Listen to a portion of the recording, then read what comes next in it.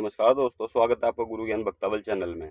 आज मैं आपको बताऊंगा कि अगर हम किसी देवी देवता को शीश पे बुलाना चाहें तो किस तरीके से देवी देवता की सवारी को हम शीश पे बुला सकते हैं, या फिर हम किसी रोग को बुलाना चाहें किसी के शीश पे तो हम किस तरीके से रोग की सवारी को शीश पे बुला सकते हैं और उनसे बातचीत कर सकते हैं। सबसे पहले मैं आपको बताऊंगा देवी देवता के बारे में कि देवी देवता को शीश पे बुलाया किस तरीके से जाता है। देवी देवता को बुलाने का जो एक जरिया है वो है उनकी सेवा। ठीक है, आप हुक्का लगाइए, चिरागी बत्ती करिए, जैसे आप सेवा करते हो उस तरीके से सेवा करिए, अपना ध्यान लगाइए। ठीक है, साथ में क्या होता है, बहुत से कई बार तो ऐसा होता है कि कोई व्यक्ति देवता की सेवा पानी नहीं करता, कुछ भी नहीं करता, लेकिन उसके ऊपर फिर भी सवारी आ जाती है देवी देवता की। तो वो किस तरीके से होता है, सबसे पहले तो मैं आपको ये बता दूं कि वो क्या करते हैं, उनके मन में होता है देवता। जैसे मान लीजिए सबल सिंह पोन का मैं एग्जाम्पल देता हूँ आपको। सबल सिंह पोन को कोई व्यक्ति बहुत ज्यादा मानता है, वो बहुत ज्यादा मान रहा है, तो धीरे धीरे उनके ऊपर सवारी आने लग जाएगी। वो सेवा पानी नहीं करते, कुछ भी नहीं करते, बस सबल सिंह पोन का नाम लेते रहते हैं। ठीक, तो सबल सिंह पोन का नाम लेते रहते हैं, तो सबल सिंह पोन की जो एनर्जी है, उनकी सवारी उस व्यक्ति के ऊपर आने लग जाएगी। वो धीरे धीरे हिलने लग जाएंगे। बस फर्क इतना होगा कि उनको एक गुरु की आवश्यकता होगी, गुरु उस सवारी को पूरा करेंगे। ठीक, तो सबसे पहले तो ये है कि भाई उनके ऊपर सवारी आने लग गई, उन्हें लगेगा कि भाई मैं हिल रहा हूँ। मान लीजिए कहीं बैठ गए, कहीं खाना खा रहे हैं या फिर किसी चीज़ का ध्यान लगा रहे हैं, कोई चीज़ सोच रहे हो, तो वो हिलने लग जाएंगे धीरे धीरे। उनके हाथ पैर हिलने लग जाएंगे, उनका शरीर हिलेगा। ठीक है, सर भारी हो जाएगा। तो इस तरीके से ये लक्षण होते हैं कि हाँ देवी देवता की सवारी आने वाली है। कई बार तो ऐसा व्यक्ति परेशान हो जाता है कि ये है क्या चीज़। वो भक्तों के जाते हैं, भगत फिर देख के बताते हैं, जो गुरु उस्ताद होते हैं वो देख के बताते हैं कि भाई इनको, इनके ऊपर देवी देवता की सवारी आ रही है। ठीक है, तो उन सवारी से बातचीत करना, फिर जो भगत होता है, जो गुरु, जिसको आप गुरु धारण करोगे, वो उस सवारी को पूरा करेंगे और उससे वचन लेंगे, ताकि वो सवारी आपका भला करे, आपका जग कल्याण करे। आप अगर जग कल्याण करना चाहते हो तो वो जग कल्याण का कार्य भी करेगी आपके लिए।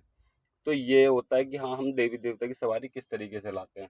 अब मैं आपको बताता हूँ कि भूत प्रेत की सवारी किस तरीके से आती है। सबसे पहले तो मैं आपको ये और बता दूं कि अगर आप चाहते हो, आपको बहुत समय हो गया है देवी देवता की सेवा करते हुए, सब चीज़ करते हुए, लेकिन फिर भी सवारी नहीं आ रही है, तो आप मुझे कमेंट कर दीजिएगा। मैं आपको जरूर बताऊंगा कि किस तरीके से देवी देवता की सवारी आएगी और किस तरीके से आप देवी देवता से बात कर सकते हो।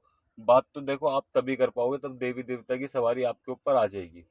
ठीक है, या फिर आपकी सेवा साधना में इतना बल होना चाहिए, मतलब कि आपकी सेवा इतनी पकी हुई होनी चाहिए कि देवी देवता आपसे खुद आके बात करें।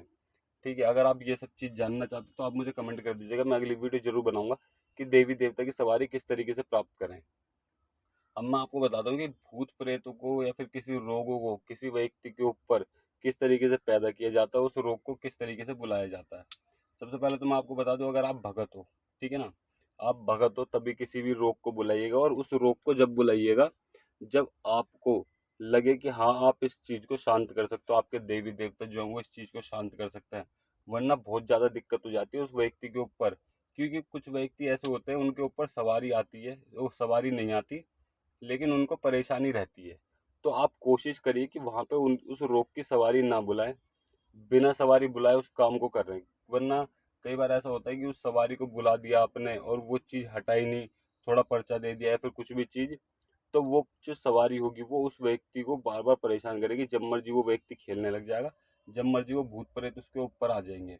तो इस चीज़ का आप अवश्य ध्यान रखिएगा। फिर भी मैं आपको बताता हूँ कि किस तरीके से आप रोगों को बुला सकते हैं। आप किसी भी देवी देवता को मानते हैं, ठीक है, उनकी अगरबत्ती लगती है, सिगरेट लगती है, या फिर कुछ भी चीज़ जो भी उनके देवी देवताओं के नाम की लगती है, आप लगाते हो।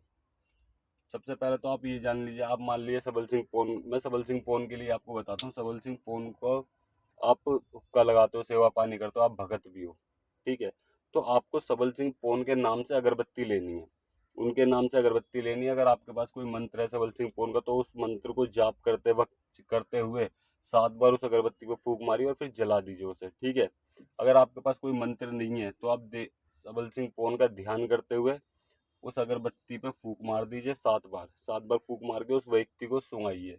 अगर वो बहन बेटी है तो बाल खुलवा के सर पर पल्ला रखवा देना। अगर वो कोई व्यक्ति है, कोई जेंट्स है, तो उनको बोलिए कि इसी तरीके से, मतलब कि अगरबत्ती को सूंघना है, इसका जो धुआं निकलेगा ना उसको सूंघना है। ठीक है, फिर सूंघना तो उनसे बोलना कि अब याद करो। किसको याद करना है? रोग को याद नहीं करना, ये याद करना है कि भाई बाबा इस रोग को लेके आओ, सबल सिंह बाबा जी इस रोग को लेके आओ, इस रोग को पूरा करके लेके आओ, इस तरीके से बोलना है। और थोड़ा बहुत जोर आपको भी लगाना है कि भाई बाबा जी लेके आओ, इसको दुहाई देनी है, कसम देनी है, ठीक है, इस तरीके से बोलना है। तो वो रोग चाहे कोई भी हो, कितना भी पुराने से पुराना हो, उसकी सवारी कभी ना आई हो, कुछ भी परेशानी हो, उस रोग की सवारी आ जाएगी। बस एक चीज का ध्यान रखना, सवारी आने के बाद आपको उस रोग को हटाना आना चाहिए। चाहे उस रोग को मनाओ परचाओ किसी भी तरीके से, उतारा करो, कुछ भी करो, उस रोग को आपको मनाना है, परचाना है, उस रोग को हटाना है। इस चीज का आप अवश्य ध्यान रखिएगा, वरना उस व्यक्ति को बार बार दिक्कत होती रहेगी। तो किसी भी व्यक्ति को दिक्कत ना होए, इस चीज का आप अवश्य ध्यान रखिए। और अगर आप हमारे द्वारा कुछ भी चीज़ सीखना चाहते हैं, हमसे गुरु दीक्षा लेना चाहते हैं, क्योंकि कई व्यक्तियों के कमेंट आते हैं कि वो हमसे गुरु दीक्षा लेना चाहते हैं या फिर हमसे संपर्क करना चाहते हैं, तो उस चीज़ के लिए मैं आपको बता दूं, आप हमसे संपर्क कर सकते हो। हमारे इंस्टाग्राम आईडी पे हमें मैसेज कर सकते हो। हम आपके जितने भी सवाल होंगे, जितने भी जवाब होंगे, उस सवालों के जवाब आपको जरूर देंगे। हमारी इंस्टाग्राम आईडी है गुरु ज्ञान भक्तावल के नाम से, और उसका लिंक आपको डिस्क्रिप्शन में मिल जाएगा इंस्टाग्राम आईडी का। सारी वीडियो पे, किसी भी वीडियो पे आप देख सकते हैं, वहाँ पे आपको इंस्टाग्राम आईडी का लिंक मिल जाएगा, वहाँ से भी ज्वाइन कर सकते हैं। वरना हमारी इंस्टाग्राम आईडी का नाम है गुरु ज्ञान भक्तावल के नाम से इंस्टाग्राम आईडी, आप उसे भी ज्वाइन कर सकते हैं। और अगर आपको हमारे द्वारा दी गई जानकारी अच्छी लगी हो तो वीडियो को लाइक करें, चैनल को सब्सक्राइब करें और बेल आइकन जरूर दबाएं, ताकि हमारे द्वारा दी गई जानकारी आप तक समय पर पहुंच सके।